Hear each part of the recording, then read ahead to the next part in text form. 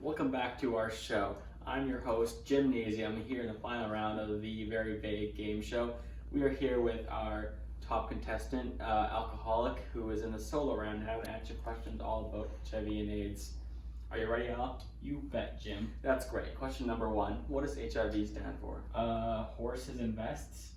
I'm sorry, that's incorrect. HIV actually stands for Human Immunodeficiency Virus. Alright, question two. Can you describe it for me? Oh gosh, I have no idea. Oh, well, that's unfortunate. Luckily, we have a video prepared for us from our celebrity guest, Arthur Anymore Donuts, just to explain it to us. Take it away, Arthur. Thanks, Jim. HIV is a progressive disease characterized by chronic and deadly diseases with long incubation periods. Diseases of this nature are often called lentroviruses. HIV can develop into another disease called AIDS, which progressively weakens your immune system, which allows for infections and cancers to thrive in your body. Thanks for that, Arthur. So, Al, for question number three, in that video, Arthur mentioned something called AIDS. What does that stand for? Is it an interesting guy who snores? How could you make it this far in the show? No, it actually stands for Acquired Immunodeficiency Syndrome, you absolute moron.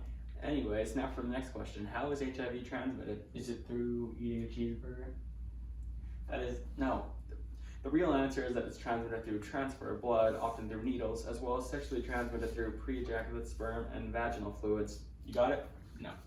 I'm not surprised, you are an idiot. Alright, next question. How common is HIV? I'm going to say that 3 people You have think it. that 3 people in the entire world have it? Yeah. Well, no. There's no way to know the exact amount. The 2018 estimates stated that around 37.9 people currently had it, with 75.7 million confirmed cases since it was first discovered, which means about 40 million people have died total from HIV-related causes since the beginning of the epidemic. 1.7 million tested in 2019 alone, 150,000 of those were children. HIV is more common in minorities and men who have sex with other men. Alright, Al, can you give me a list of the side effects?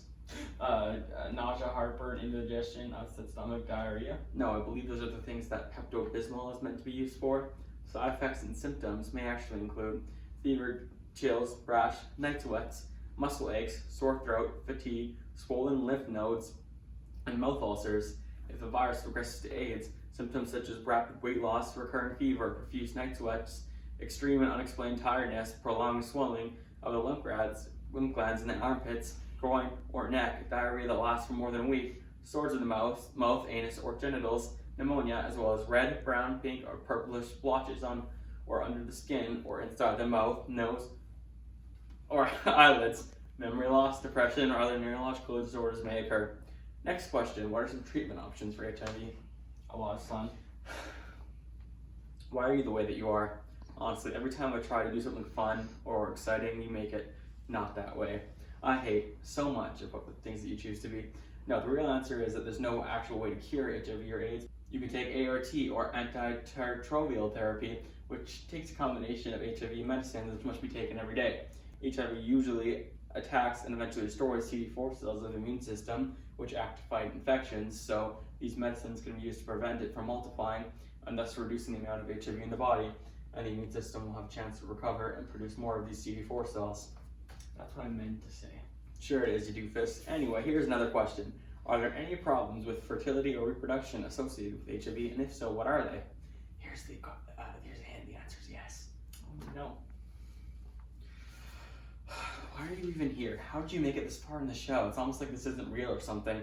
Anyways, the right answer is yes. Yes, first of all, HIV women are more likely to experience a miscarriage. But also, HIV and AIDS may increase risk of sterility, increase fetal mortality, decrease the production and function of sperm, and if you have HIV, you probably shouldn't be having sex anyway, so that ox that